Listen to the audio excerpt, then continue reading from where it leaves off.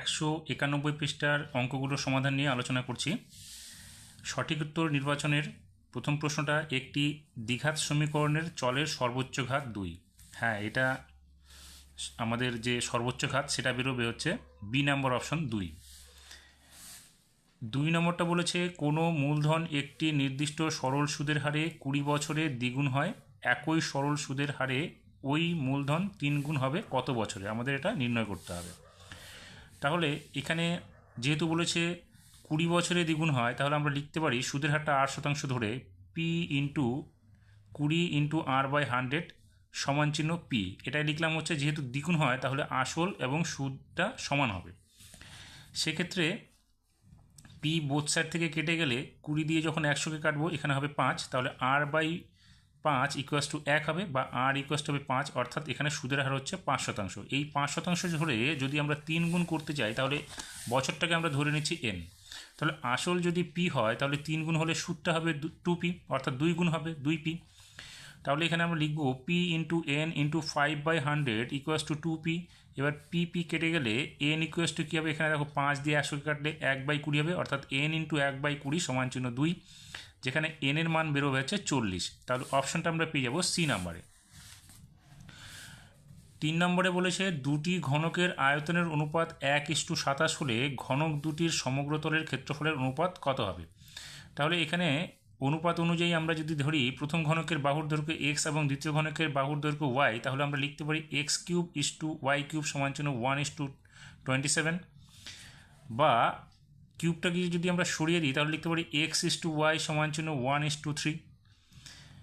এবার আমরা এক্সকে যদি একক ধরি এবং ওয়াইকে যদি 3 একক ধরি, সেই অনুযায়ী আমরা সমগ্রতলের ক্ষেত্রফলের অনুপাতটা কি লিখতে পারি? 6x², অর্থাৎ 6 বাহু স্কোয়ার হচ্ছে ঘনকের সমগ্রতলের ক্ষেত্রফল। সেই অনুযায়ী 6x² 6 y²। 6 দেখো যদি আমরা বাই করি তাহলে 6x²/6y² করলে 6x কেটে যাবে। এবার মানটা যদি আমরা বসিয়ে দিই তাহলে x² জায়গায় 1 এবং ওয়াইয়ের জায়গায় হচ্ছে 3, তাহলে 1-এর স্কোয়ার করলে 1 হবে এবং 3-এর স্কোয়ার করলে 9 হবে, অর্থাৎ 1:9 হবে। অপশন হবে আমাদের সি নাম্বার।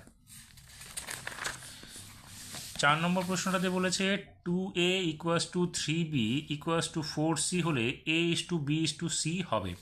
তো a:b:c অনুপাতটা আমাদের কত হবে? আমরা কী করলাম, প্রথমে 2a ইকুয়াস টু 3b থেকে a:b এর মানটা আমরা বের করব। তাহলে লিখব a/b ইকুয়াস টু কী হবে? 3/2, অর্থাৎ a:b হবে 3:2। অপরপক্ষে 3b ইকুয়াস টু 4c থেকে আমরা b/c ইকুয়াস টু 4/3 লিখতে পারি। তাহলে b:c এর মান হচ্ছে 4:3। তাহলে আমরা এই অনুপাত দুটো নিয়ে সেখান থেকে a:b:c এর মান লিখতে পারি। কী হবে? 12:8:6। তাহলে আমরা এটাকে আরও যদি ছোট করি তাহলে সেক্ষেত্রে হবে 6:4:3। অপশান হচ্ছে ডি নাম্বার। 5 নম্বরে বলেছে ও কেন্দ্রীয় বৃত্তের AB ব্যাস ABCD বৃত্তস্থ চতুর্ভুজ কোণ ADC ইকুয়াস টু 120 ডিগ্রি হলে কোণ BAC এর মান কত হবে? তাহলে এখানে ও কেন্দ্রীয় বৃত্তের ABCD হচ্ছে আমাদের বৃত্তস্থ চতুর্ভুজ, যেখানে ADC এই কোণটার মান দেওয়া আছে আমাদের 120 ডিগ্রি। তাহলে যেহেতু এটা বৃত্তস্থ চতুর্ভুজ, তাহলে ডি এবং বি কোণের মান হচ্ছে 180 ডিগ্রি, দুটো সমষ্টি। সেক্ষেত্রে আমরা কোণ ABC এর মানটা বের করবো হচ্ছে 180 থেকে ADCর মানটা বাদ দিব, তাহলে বেরোবে কত? 60 ডিগ্রি। আর এদিকে দেখো ABC এটা হচ্ছে একটা অর্ধবৃত্তস্থ কোণ, সেক্ষেত্রে কোণ ACB 90 ডিগ্রি। তাহলে আমরা এবার ত্রিভুজ ABC এর থেকে কোণ BAC এর মানটা সহজেই বের করতে পারবো। কী হবে তাহলে?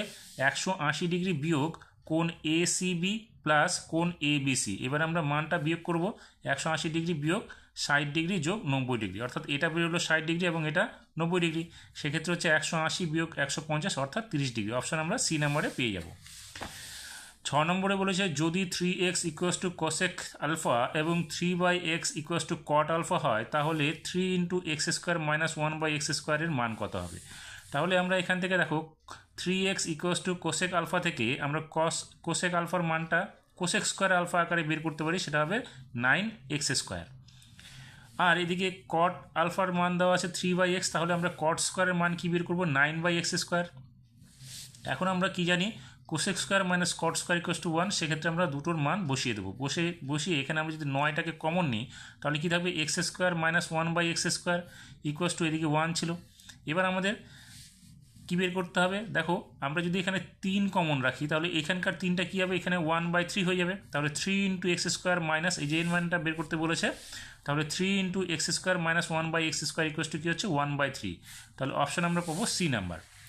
শূন্যস্থান পূরণের প্রথম প্রশ্নটা, যেটা 2 দাগের প্রশ্নগুলো, সেখানে প্রথম প্রশ্নটা বলেছে 1 বছরের আসল ও সুদ আসলের অনুপাত 8:9 হলে বার্ষিক সরল সুদের হার কত হবে? এখানে দেখো অনুপাত অনুযায়ী যদি ধরে নিই আসল 8 এবং সুদ আসল হচ্ছে 9, তাহলে আমরা সুদটা কত পাবো?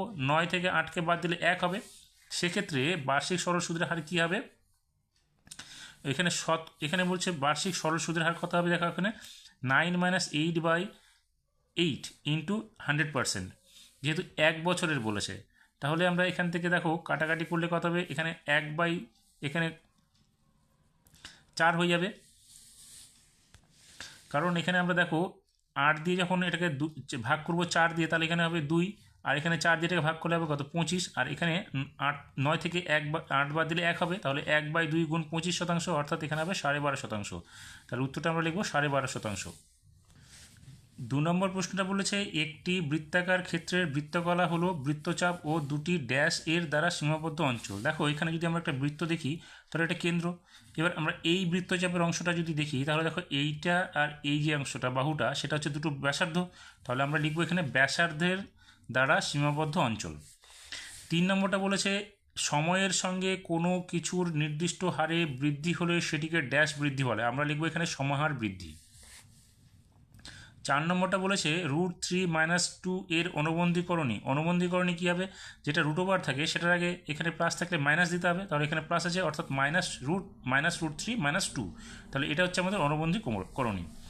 5 নম্বর একমুখ কাটা একটি পেন্সিলের আকার শঙ্কু ও ড্যাশ সমন্বয়। দেখো পেন্সিলটা যদি দেখি তাহলে এই উপরের অংশটুকু যে কাটা অংশটা সেটা শঙ্কু, আর বাকি অংশটা দেখো চোঙ আকৃতি, তাহলে এখানে আমরা লিখবো চোঙের সমন্বয়। 6 নম্বর প্রশ্নটা বলেছে যৌগিক গড় মধ্যমা সমান সংখ্যাগুরু মান ড্যাশ প্রবণতার একক, এটা কেন্দ্রীয় প্রবণতার একক হবে। 3 দাগের সত্য মিথ্যার প্রথম প্রশ্নটা চক্রবৃদ্ধি সুদের ক্ষেত্রে নির্দিষ্ট সময় অন্তর সুদ আসলের সঙ্গে যোগ হয়, সেই কারণে আসলের পরিমাণ ক্রমাগত বাড়তে থাকে। হ্যাঁ, এটা ঠিক, বাড়তে থাকে, এটা সত্য হবে বিবৃতিটি। 2 নম্বরে বলেছে এক্স সমানুপাতিক জেড ওয়াই সমানুপাতিক জেড হলে এক্স ওয়াই সমানুপাতিক জেড হবে। হ্যাঁ, এটা দেখো আমরা এটা যৌগিক ভেদ অনুসারে লিখতে পারি, যদি জেড সমানুপাতিক এক্স এবং জেড সমানুপাতিক ওয়াই হয় তাহলে আমরা লিখতে পারি জেড সমানুপাতিক এক্স ওয়াই। এখানে আছে এক্স সমানুপাতিক জেড, ওয়াই সমানুপাতিক জেড, সেটাকে আমরা উল্টো করেও লিখতে পারি জেড সমানুপাতিক এক্স এবং জেড সমানুপাতিক ওয়াই, আর এটা যৌগিক করলেই আমাদের জেড সমানুপাতিক এক্স ওয়াই হয়ে যাবে, সেক্ষেত্রে এটা সত্য হবে বিবৃতিটি। 3 নম্বরে একটি বৃত্তের একটি নির্দিষ্ট সরলরেখার সমান্তরাল 3টি স্পর্শক আঁকা যায় না। এখানে দেখো যদি এই বৃত্তটার মধ্যে এইটা একটা জে, এই জ্যাটার সমান্তরাল যদি আমরা স্পর্শক অঙ্কন করতে পারি শুধুমাত্র দুটাই আঁকতে পারবো, এখানে একটা আর এখানে একটা, সেক্ষেত্রে এই বিবৃতিটি হবে মিথ্যা।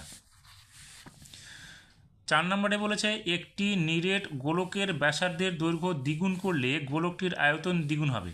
তাহলে প্রাথমিক অবস্থায় যদি ব্যাসার্ধ r হয় তাহলে এখানে আয়তনটা কী হবে? 4/3 পাই আর কিউব। যখনই আমরা ব্যাসার্ধটা দ্বিগুণ করব তখন কত হচ্ছে? দেখো 4/3 ইন্টু পাই ইন্টু 2r এর কিউব, এই 2r কিউব করতে গেলে কত হবে? 8 হয়ে যাবে দুটাকে, তাহলে 8 ইন্টু 4/3 পাই আর কিউব হয়ে যাবে, অর্থাৎ এখানে দেখো 8 গুণ বৃদ্ধি পাচ্ছে, তাহলে এখানে বলেছে 2 গুণ, তাহলে বিবৃতিটি মিথ্যা।